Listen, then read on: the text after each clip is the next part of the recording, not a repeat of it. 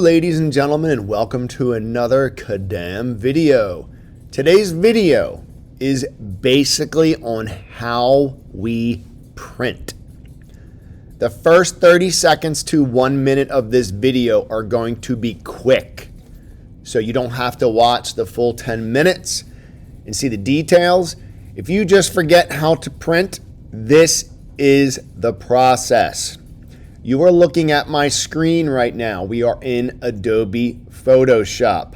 Please note the pictures on screen. I am using them to show you what I am doing. So it says, remember in Photoshop to use File, Save As. Over on the left, this picture shows you hitting File, Save As. And I'm going to perform that operation so you can see. I am ready to prepare a printing file. We never print right from the Adobe software. We need to make a PDF, an Adobe PDF. In order to do that, we need to go to the Photoshop menu and hit File, Save As. Again, not print, but Save As. Once we hit Save As, you might get the message of where. You always want it on your computer, either on your desktop or out to your Google Drive, never to another cloud location. Here is my Google Drive. I'm going to just throw it on my desktop. The first thing I'm going to do, though, is make sure that I have the format PDF selected, not Photoshop, PDF. That's the whole point of this lesson, is to create a PDF. There are other options we will get into later in the video. As you can see, when you hit save, it asks you all these options. I am going to go into those in depth later in the video. Let's pretend we picked everything. All you have to do is hit File, Save as PDF. It is done. It is on our desktop. We do not need to close Photoshop or do anything. We need to go to your dock. We need to open Acrobat. We then need to hit File, Open. I said desktop, right? Whoa, look at that. There it is. It is opening in this program. This is the PDF program, printer document format. It is an international language just built for printing. I like to shrink my pictures down so I can see the whole thing. So I hit Command minus. There's a zoom tool over here on the right. But here is where we get into the printer dialog. You do not need to go to page setup. Matter of fact, you'll find it is not there anymore in some cases. You just hit print. Once we are in the print dialog, you have to tell the computer which printer you would like to use. I would like to make a color print. If it is your first print, a test print, or a rough draft, you are always going to select one of the laser printers. We do not print wide format until we have an approved rough draft. I'm going to select the 7.7, which is the laser Xerox machine in color. If you notice on the right, you can see it is on an 11 by 8.5 piece of paper, which means it's landscape. 8.5 by 11 would be portrait. You must pay attention to the fit or actual size icons. We do not want to hit fit. Watch what happens. It blows it up to the maximum size. So now your precise 4x6 file was just blown up. If we are trying to check for accuracy, we are going to leave it on actual size. From that point, nothing else needs to be done. We just need to hit File, Print, and we're good. Now, that is the skinny. That is the short of it. Now, we can close the video and we can go away if we are just trying to refresh our memories. Some of you might be saying, but wait, Mr. Anderson, we need to print from Illustrator. We need to print from InDesign. When we are printing from Illustrator, we follow the same format as Photoshop. Please notice my notes. Remember in Illustrator to use File, Save As. Again, I'll click on the main menu option, File, Save As. Make sure you click. It should default to Adobe Illustrator because that's what I did last. I need to make sure I select PDF. Now, this is the next step that I left out from the first section of the video. When you hit save, make sure it's in the right location. Now you have these parameters. This is an extra level of information. If you are printing for a rough draft, you can leave it just on custom. Illustrator defaults, as vector files do, to perfect resolution at scale. You don't need to worry about changing anything in Illustrator. But remember, sometimes I want to see that you have checked that your trim, margin, color bars, trim marks, everything, registration marks, whatever information, I hit all printers marks. Now, I'm going to do that, and I'm going to show you what that looks like when you save the PDF. It's on my desktop. I'm going to go back down to Acrobat. You'll notice when I hit File, Open, there'll be a second, and it is the flag assignment. Now you'll notice something different that is not on your file information. Again, Command minus zooms out, Command minus zooms out. Excuse me. And now we have additional information on the file.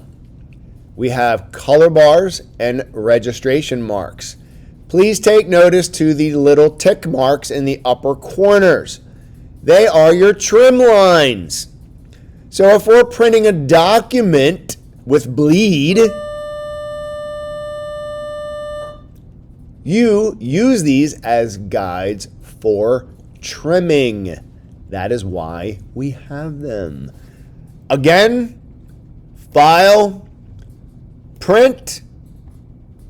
We're going to use the same parameters. Now, if you notice that actual size is not allowing you to see the extra information. If we want to see that crop, bleed, trim, we have to hit Fit.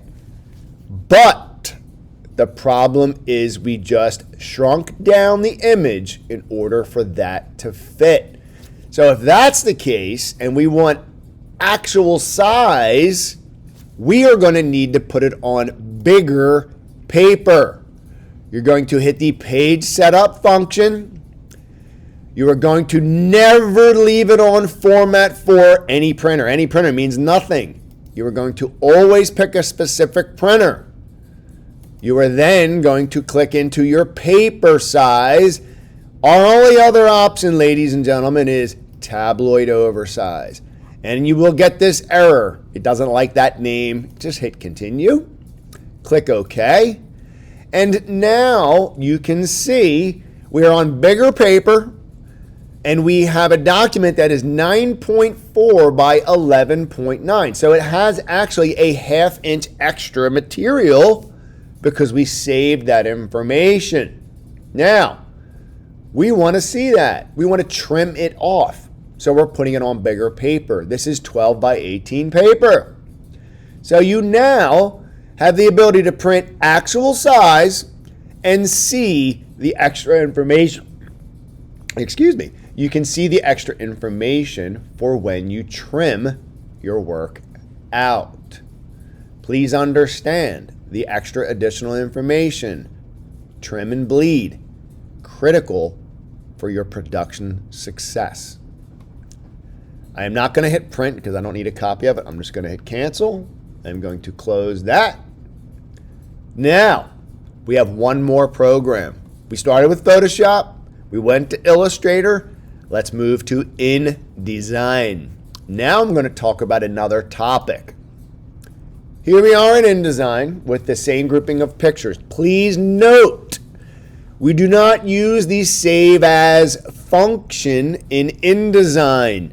We use the Export function. File, Export.